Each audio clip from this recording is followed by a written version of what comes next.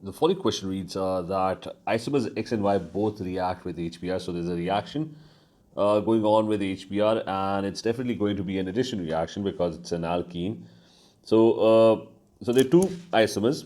The difference is that in the first one, bromines are added on the carbon to the right, and on the second one, bromines are attached to the separate carbon atoms in the double bond. Now, it then states that a mixture of X and Y is reacted with HBr, which these structures represent three different possible products of this reaction. So he's saying that there would be three possible products when these things they react uh, with with HBr. So I'm going to first figure out the three possible products. So the first one is going to be, I've drawn this molecule over here. I'm going to do the working on this. Get rid of the double bond. On one side there would be H attached. On the other side there's going to be Br attached. So that's one possible product, an addition reaction. One of the carbon would be attached to three bromines. So that's one possible product. Now, the other possible product is I've redrawn this molecule over here and I'm going to switch the positions of H and Br. H might get attached to this carbon atom and Br might get attached to this other carbon atom, and the double bond in the middle would finish. It would become saturated. So that's another possibility. And let's also focus on, so two possible products from this molecule. Let's also focus on this particular molecule. Now here I've redrawn this molecule over here, which is CH3. Now what I'm going to do is I'm going to add HBr. So the double bond carbon atoms and H will get added to one carbon atom, the Br will get added to the other one, and the double bond is going to become saturated. Now this molecule would probably just result in a single product because it's symmetric. So even if I added Br on this side and the H I picked up and added to the other side, it would be pretty much the same exact molecule. It would be a flipped version of the same molecule. So that's there's no point drawing the other form of this molecule. So there are three possible. These are the only three possible structures that are possible. So we're going to try and figure out which of them. And since they're written in the condensed structural form, I'm going to just do that. So if I write the first one, the first carbon atom has two CH3 branches, so and an H as well. So that would be written as CH3, two branches, put them in brackets. Then there's a carbon with an H. So two CH3 branches, then a carbon with an H, and then C, and then there are three Br3s. So that's the first one. Let's look at the second one. It's going to be CH3 twice and CBr.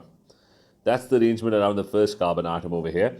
Two CH3s and then C attached to Br and then C H in with two Brs. And I'm also going to write the condensed form of this molecule, which is going to be starting with the first one. It's CH3 with the CHBr, and the other one is CBr2, and then there is CH3. So that's the other one. Let's put the CH3 in bracket. So I'm going to just try and figure out which out of these options is the correct one. Now, if you look at the first options, they all look correct. They all are one of these three. So the first option is correct, A, B, C, D. The first ones, they're all correct. Let's look at the second one. Now, if you look at the second one, these two are definitely correct. These are the ones that I wrote over here. So they are definitely correct. The third one over here, it's CH3 twice, CHCBr3. That also appears to be correct. You can see this is this one. What about the fourth one, CH with two BRs? So let's find if this is, so it's CH with two BRs, then there is CBr, then there is two CH3s. And if you look carefully, this one and this one, they're exactly the same. They're just the opposite, written in the opposite direction. So it's CHBr2. CHBr2 is written first. Then there is CBr with two CH3s. So CBr with two CH3s. So if you read this in the backward direction, it's this one. Now, one thing that we got wrong about this question was that it is it what is clear now is that all of the structures that are drawn over here, they appear to be correct. Even if we look over here just to confirm whether all of the structures are correct, let's find this out. Actually, this one over here is definitely incorrect. It's not a structure that we have figured out anyway. CH3, CHBr, so that's given, but the other one should be CBr2. That's not present over here. That's not present anywhere. This next one is CH3 with CBr2. CH3 with CBr2. Then it's CHBr and CH3. So this one is definitely correct. The third one is CH3 with CBr2. So that is these two are obviously exactly the same. The last one is again CH3, CHBr, then there is CBr2 and CH3. So that is also correct. Now we can eliminate option A first. So we're not basically looking for the correct structures. We're looking for a combination where the three are different isomers. One is this one is this one is this one. And we probably got one more structure wrong, which is this one over here. If you look at this, there are four bromines over here. None of the structures that I've made have four bromines, so we can eliminate C as well. So we are left with B and D now. Now, one thing I've noticed about D is that these two options are exactly the same. They're just written backwards. If you look over here, there are two CH3s attached to carbon, the two CH3s attached to carbon with Br. Over here, two CH3s attached to carbon with Br. On the other side, there is CH and Br2. On the other side, there is CH and Br2. So these two are exactly the same. They're not different.